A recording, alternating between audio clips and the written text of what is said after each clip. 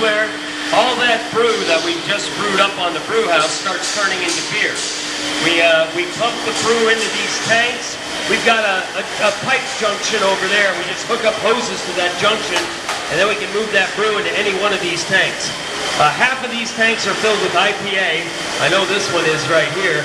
And next week they might be filled with something else. So we switch out different beers into different Japanese beer, Mexican beer, mass-produced beer. These tend to be lagers. Now there's nothing wrong with drinking lager. There really isn't.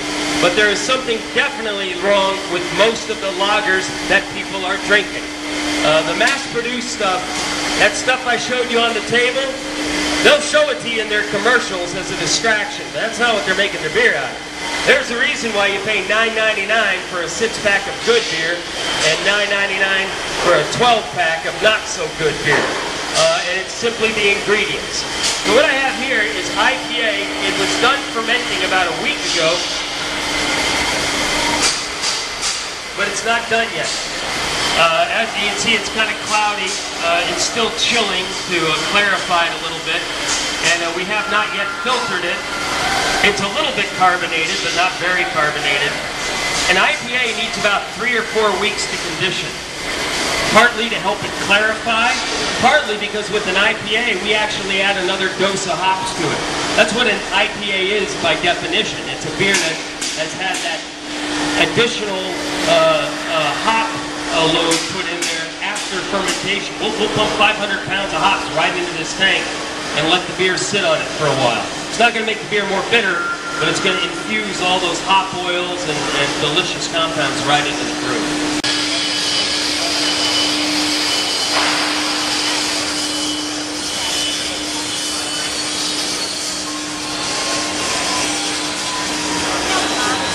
Alright, so this is our bottling line.